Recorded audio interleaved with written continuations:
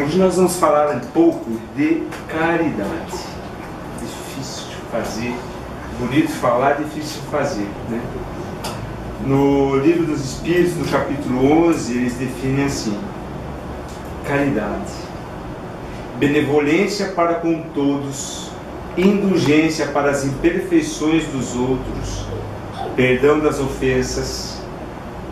A caridade, segundo Jesus, não se restringe à esmola, abrange todas as relações em que nos achamos com os nossos semelhantes, sejam eles nossos inferiores, nossos iguais ou nossos superiores. Ela nos prescreve a indulgência, porque de indulgência precisamos nós mesmos, e nos proíbe que humilhemos os desafortunados, contrariamente ao que normalmente costumamos fazer. Então, é um alerta para nós, porque fala, vamos fazer caridade? Tu já pensa que é dar uma esmola, né? Então, se bem que, onde que foi que me falaram? A gente teve um encontro lá no Campos Sales com os pais dos jovens, que houve uma reunião. E aí a gente reuniu os pais, aí a gente deixou os pais se manifestarem também. E aí uma mãe falou, olha, é muito interessante, porque eu tenho muitos amigos evangélicos, né? E a princípio eles olham a gente meio com preconceito, né? Porque parece que o espírito é macumbeiro, de fazer trabalho, né? Na encruzilhada, né? Eu lembro até que quando eu vendia coxinha para o Campos Sales, lá onde eu trabalhava, eu brincava, porque tinha coxinha não, pizza, né? Então eu falava, que pizza, que gostoso, tem pizza do quê? Ele falou, tem pizza de queijo e tem pizza de frango, que a gente pegou do trabalho da sexta-feira. Então a gente fez a pizza no sábado. Então, lógico que era brincadeira, acho, né? Mas assim, sempre havia esse preconceito, né? Tinha uma secretária lá que, pizza, eu adoro pizza, Murari. Foi pegar o vale, falou, onde pega? No Centro Espírita Campos Sales. Obrigado, eu não quero. Porque havia o preconceito. Mas essa mãe relata que uma colega evangélica falou, olha, uma coisa é certa, a gente conhece mesmo o espírita, é uma marca registrada nele, é o trabalho que ele presta para o próximo. Que gostoso, né? Escutar isso, né? Então que gostoso ver que a gente não tem aquela bandeira de ficar brigando quando vem um testemunho de Jeová batendo na nossa casa, você já sai com a Bíblia embaixo do braço e com uma faca na outra mão, porque você vai discutir lá na calçada, né? Para ver qual Deus é melhor, né? Nós não. Eu até tento passar por nossos filhos. Puxa, que trabalho bonito, eles abrem mão do domingo de manhã, que podiam estar dormindo, e vão à busca de levar o bem.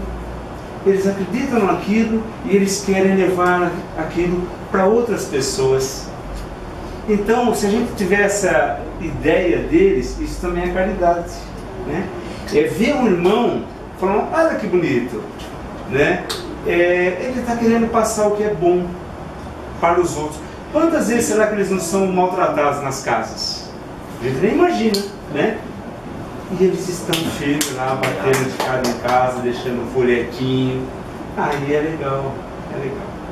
Eu tenho um amigo que ele é muito evangélico, é até engraçado. Ele falou assim, Muralha, olha, você tinha tudo para ser evangélico. Você, eu vejo aqui que você é um bom pai, você é um bom marido, espero que eu seja, não é a minha esposa que está falando, é ele. Eu vejo que você cuida da sua mãe, rapaz, você tinha tudo para ser evangélico, né? E eu lamento dizer que você vai para o inferno. Aí eu parei naquela hora e falei, não sei se eu expulso ele de casa, se eu ofereço uma fé. Mas aí de novo, o que é caridade, né, gente? Como a gente falou no início, é bem mais abrangente do que a esmola. É você realmente não agredir. Às vezes é difícil, né? Mas aquela hora eu olhei para ele e falei, poxa, eu me ofendo ou fico lisonjeado? Fico lisonjeado, porque naquela simplicidade dele, ele disse o que ele sentia e queria me converter para a religião dele, porque ele queria me salvar. Ele falava, uma judiação você arder no fogo no inferno, né? Então isso é caridade. E se amizade é realmente você ter uma relação aberta, ele é meu amigo, ele tem o direito de falar o que pensa e eu tenho o direito de não levar isso por lado ofensivo, né? Tem o extremo da caridade que eu costumo dar de exemplo, é muito legal. É uma música Geni e o Zeppelin, de Chico Buarque. Já ouviram? Todo mundo já ouviu a música da Geni e o Zeppelin? Na verdade é uma música que fala um pouco de palavrão, então o pessoal só se atém ao palavrão e esquece de isolar isso e tentar pegar a essência da letra, a essência da mensagem da música, que é muito linda. Porque trata de uma mulher leviana que saía com todo mundo no bairro, com os doentes, com os moleques, né? E ela era muito... a sociedade toda pegava no pé dela, escorraçava a Geni, né? Joga pedra na Geni, ela levou para cuspir o ser humano, né? E o que acontece na história dessa música? Essa Geni, aí aparece um Zeppelin, né? Aquele dirigível, sobre a cidade, e pronta, os canhões prontos para dizimar a cidade, pela iniquidade daquela cidade, pelos erros daquela cidade. E sai o seu comandante e ele fala que ele estava disposto a dizimar a cidade, mas ele ele pode mudar de ideia se Geni passar uma noite com ele. Só que a Geni, ela ia com os desvalidos, com os sujos, com os pobres, com os aleijados. Aquele homem todo bonitão, cheirando a cobre, que fala a letra, ela tinha nojo, asco dele. E ela não quer. E aí? A cidade ia virar geleia. Então daí a sociedade vai atrás dela. Então no refrão vocês podem ver que no começo eles falam: joga pedra na Geni, maldita Geni. Mas nessa parte da música eles vão atrás dela: vai com ele, vai Geni. Você pode nos salvar, você vai nos redimir. E eles falam: bendita Geni. Então é a hipocrisia da sociedade, que quando precisa se humilha para ganhar algo. E a Geni vence o seu nojo e passa a noite com esse homem, que no dia seguinte vai embora. E quando ela quer dormir, esquecer tudo que ela passou, a cidade acorda ela cedinho, xingando novamente a Geni. Então, eu falo que é o exemplo de caridade. Bom, mas Geni, né? Então ela deu o que ela tinha, amor, para toda aquela sociedade que a apedrejava, né? E lembrando disso também, gente, quarta-feira foi dia dos professores. Tem professor aqui? Parabéns, né? Porque minha esposa também é professora, né? E eu digo que professora e enfermeira, os médicos também, mas assim, essas enfermeiras mesmo, as professoras, são profissões que aliam você ter o almejo profissional e ao mesmo tempo você pratica caridade 24 horas por dia, né? Os bons profissionais. Mas é uma profissão que pratica caridade, seja no ensino, naquele carinho com aquele aluno que tem dificuldade, e você tem que dar uma atenção especial para ele, ou você tem que prestar atenção em alguma deficiência, chamar aquele pai, aquela mãe, conversar com tato para aquele pai não se ofender, para aquela mãe não se ofender, e passar, talvez procurar uma ajuda para o filho. E as enfermeiras, eu já fiquei internado. Como é gostoso quando adentra a sala uma pessoa com um sorriso para mexer com a gente. Você não sabe se você vai ficar bom, vai ficar ruim. Então elas realmente é uma profissão que exerce a caridade constantemente. E eu vou ler uma historinha do Terra que saiu hoje. Essa menina aqui, jogadora de basquete, americana, não é profissional, né? Mas olha só, saiu hoje no site do Terra, né? Como o meu óculos está vencido, então eu tenho que fazer assim para conseguir ler, tá? Uma emocionante e linda história que interliga o esporte e a vida vem comovendo os Estados Unidos nos últimos dias. Lauryn Hill, jovem jogadora de basquete de 19 anos, foi diagnosticada com um câncer cerebral terminal há alguns meses e desde então tornou público um sonho que pretendia realizar antes de morrer: jogar uma partida com a sua universidade, a Mount St. Joseph, na NCAA, principal torneio universitário do planeta. Esse desejo se realizará. Sairá do mundo utópico de Hill para se tornar realidade. E isso já tem data para acontecer. 2 de novembro de 2014, no tradicional ginásio da Universidade de Xavier. O confronto será entre Mount St. Joseph e Highland College. O duelo não seria disputado nessa data, mas a NCAA a antecipou justamente para que a jovem atleta pudesse entrar em quadra e concretizar o seu desejo. A entidade concedeu uma permissão especial para Hill jogar e o ginásio deverá estar lotado. E aí ela dá a entrevista, ela fala aqui: os gritos do público, o barulho do kick da bola e o ruído do deslizar dos tênis na quadra, mal posso esperar pelo momento em que entrarei em quadra com a minha camisa 22. Emocionou-se Hill, que usa essa numeração desde que começou a jogar basquete no colégio quando era criança. Ela foi diagnosticada com câncer cerebral terminal há alguns meses, exatamente 49 dias depois que completou 18 anos, e o tumor é inoperável. Como ela descobriu? Graças ao basquete. Eu não estava jogando como as minhas companheiras da faculdade. Batia a bola algumas vezes e já me cansava. No início pensei que isso estava acontecendo apenas porque eu estava fora de forma, revelando que os primeiros sintomas de sua doença que foi o cansaço e depois foi confirmada após uma ressonância magnética.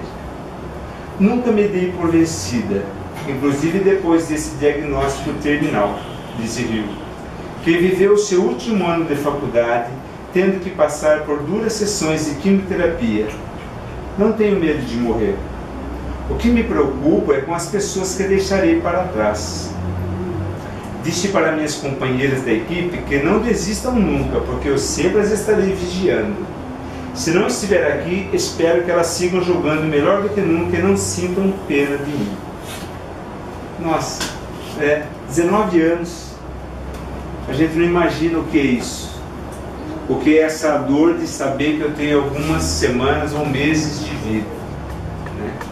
E aí, olha a qualidade de toda essa organização do basquete que conseguiu mexer no calendário de todos os jogos e antecipar esse jogo para dar oportunidade para essa moça ter essa alegria. E aí a gente reclama, né? Reclama porque chove, reclama porque não chove. E algum detalhe pequeno no nosso dia a dia já é motivo da gente ficar de cara amarrado. Às vezes bobeira, aí você fica emburrado, porque não deu certo o que você queria, o bolo não era para crescer, murchou, e aí você fica chateado. E aí vem a nossa coleguinha aqui, ela está com câncer terminal. Isso é o problema realmente, o restante não. É por isso que estamos aqui, para aos poucos aprender a tolerar essas pequenas mazelas da nossa vida e nos preocuparmos com as dores maiores.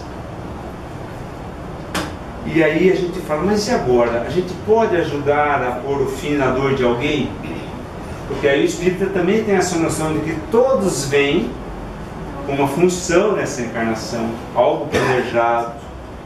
Mas então eu estou sofrendo, mas aí aquela pessoa está sofrendo, mas é para sofrer aqui. E aí a questão 27, o item 27 do Evangelho segundo o Espiritismo, no capítulo 5, fala assim: deve alguém pôr fim às provas do seu próximo quando possa?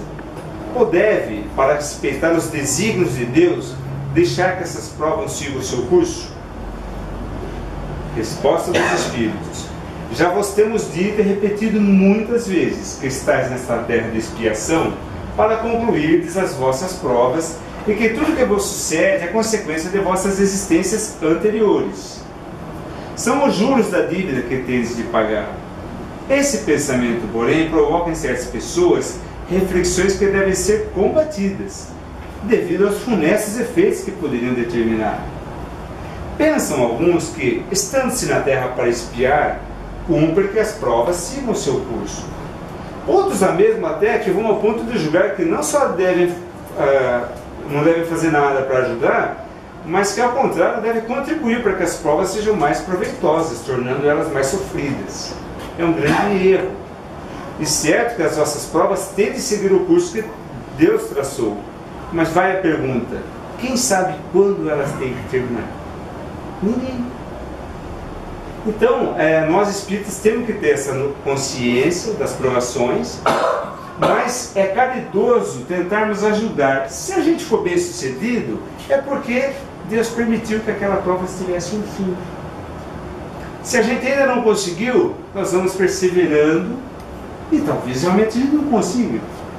Mas a gente fez o nosso papel para tentar amenizar. Ele até dá um outro exemplo aqui, fala: é proibido ao homem que está se afogando tentar se salvar? Eu acho que não. Né? Ou você está lá, não, eu sou espírita, estou aqui para afogar mesmo. Né? Nada. Você vai se bater que nem um desesperado para sair, né, daquela água e tentar salvar. Porque é mais uma encarnação que você tem que cuidar bem. Né? E, aproveitando esse exemplo, sempre aprender com os erros, tentando não errar de novo naquele caminho. Tem um exemplo, eu agora falei da natação assim, duas moscas caíram dentro de um copo d'água, e aí uma mosca, ela falou assim: ah, não adianta, olha, já vi isso acontecer, nós vamos morrer aqui. A outra mosquinha falou: que é isso, eu vou me bater, eu não vou desistir. Ficou batendo as asas, a outra ficou lá, afundou, morreu mesmo. E a outra mosquinha ficou se batendo no copo de leite e o leite virou nata. Aí ela subiu naquele pelotinho de nata, pegou o fôlego e saiu voando e se salvou.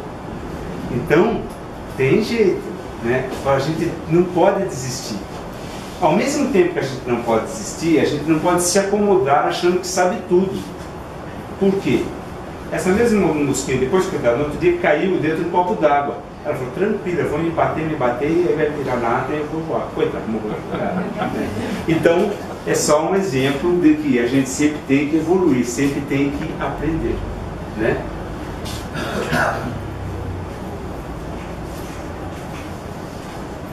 E aí, tem aquela máxima de Jesus, né? Não saiba a vossa mão esquerda o que a vossa direita fez. É um alerta para nós, já que nós somos o grupo religioso que é conhecido pela caridade, né? Tomemos o cuidado da mão direita e não saber o que a esquerda faz. O que é isso? Olha, estou ajudando, viu? Alguém, né? Aí sai na foto, faz um selfie, bota no Facebook, né? Então, o que é isso? Olha como eu sou bonzinho, né? Ainda mais nessa era que você faz selfie para qualquer coisa, né? Não. Então, os Espíritos nos alertam realmente. Faça caridade de um jeito de quem somente quer ter o prazer de ajudar alguém. E que caridade a gente pode fazer? Ah, não tem tempo, não tem dinheiro. Um sorriso não custa nada, todo mundo pode dar, e ninguém é tão rico que não precisa receber. Às vezes um sorriso muda a trajetória. Às vezes um estranho do seu lado no ônibus, você não sabe se ele está prestes a cometer um suicídio.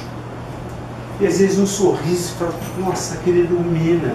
E é a esperança que ele precisava para voltar a acreditar um pouco no mundo e desistir da ideia do suicídio. Né?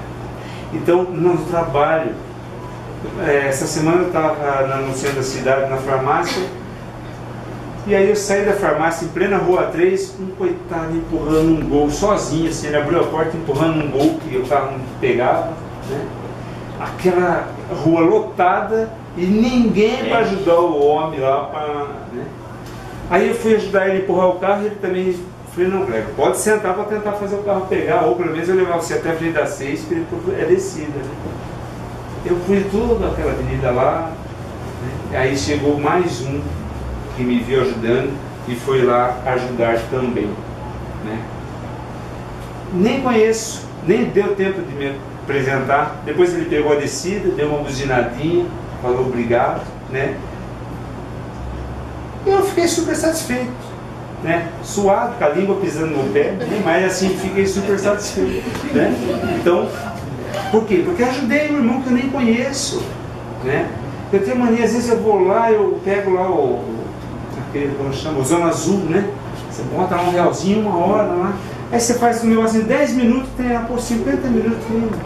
Então eu sempre tenho cuidado, não custou nada pra mim. Eu saio com cuidado para ver se alguém vai estacionar. Alguém estacionou, deu uma paradinha.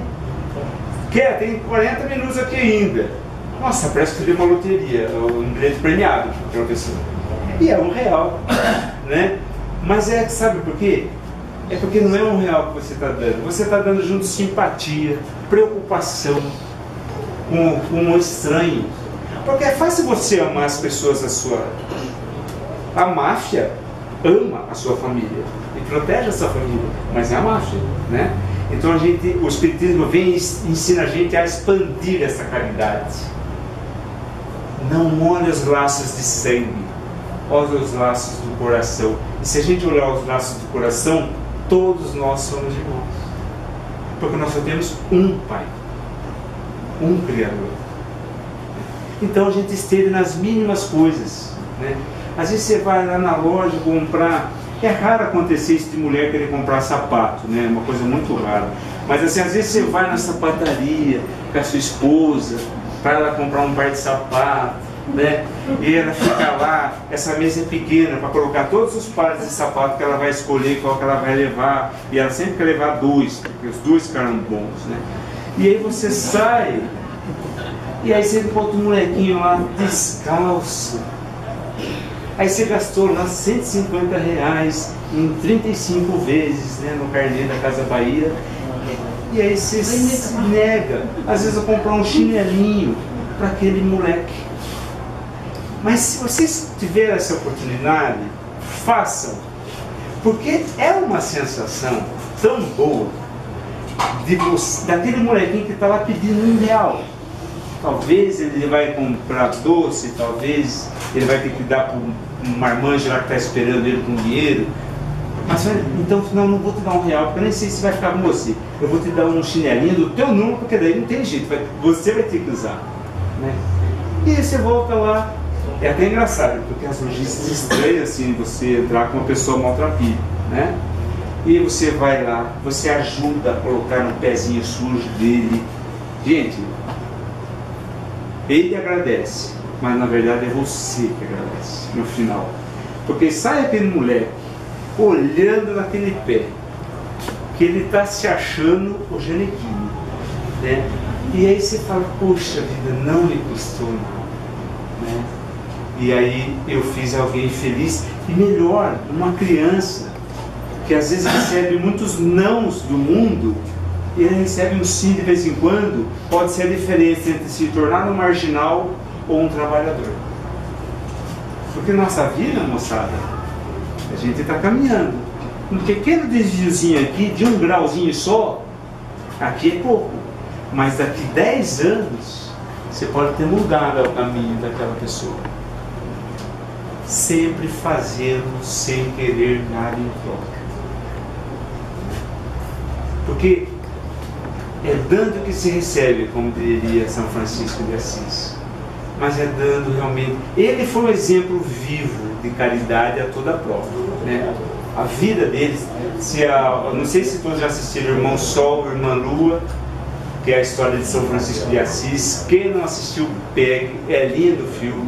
E mostra realmente que São Francisco ele era riquíssimo e ele abre mão de tudo para viver mais em contato com a natureza e na pura simplicidade, né?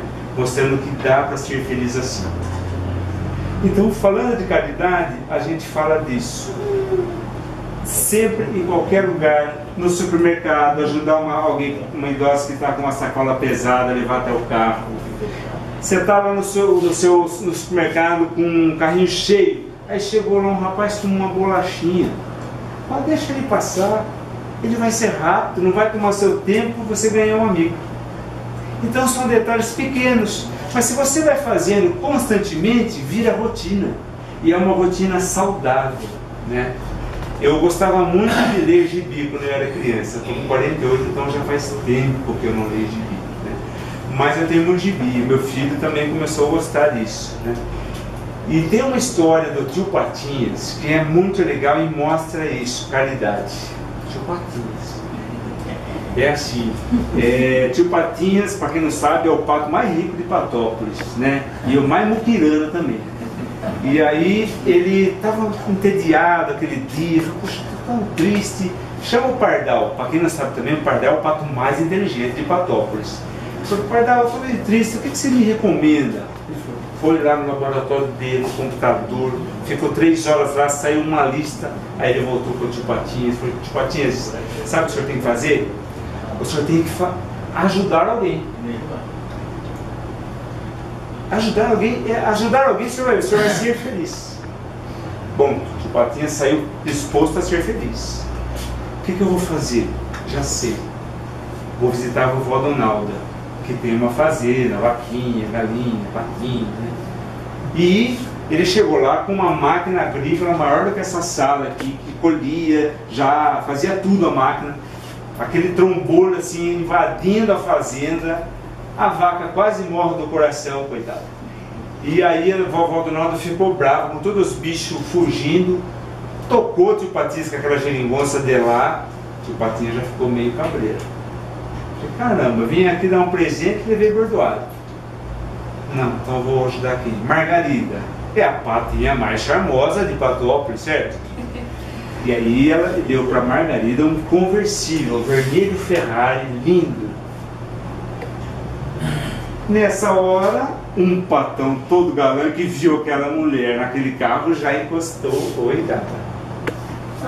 E o pato dono estava virando a esquina com um buquê de flor. Para quem não sabe também, o pato dono já ama a Margarida. Tá, quando ele viu aquilo, ele jogou o buquê, ficou bravo e saiu pisando duro. Margarida jogou a chave do carro na cabeça do tio Patinhas e falou, o senhor viu o que o senhor fez? Estragou o meu encontro com o Donald. Tio Patinhas desistiu. Quer saber? Ligou lá, tranca todo o meu cofre, não quero mais ajudar ninguém, o Pardal está errado, e saiu espraguejando lá. Virou a esquina, tinha um menininho querendo colocar uma moedinha naquele potinho de doce da calçada. Assustou com o tio Patinhas, a moedinha caiu no ralo. O moleque ficou chorando, que era a única moedinha que ele tinha para comprar o doce. Tio Patinhas se sentiu plenamente culpado daquilo e totalmente impotente, porque ele estava sem dinheiro nenhum. O pato mais rico não conseguia ajudar aquele molequinho. Procurou e achou uma única moedinha no paletó. Meio envergonhado, ele deu aquilo para o menino. O menino pegou aquilo, olhou para ele e falou, será um anjo da guarda, e deu um beijo no tio Patinhas. E o tio Patinhas entendeu naquele momento o que era realmente a felicidade, porque ele se sentiu realmente feliz.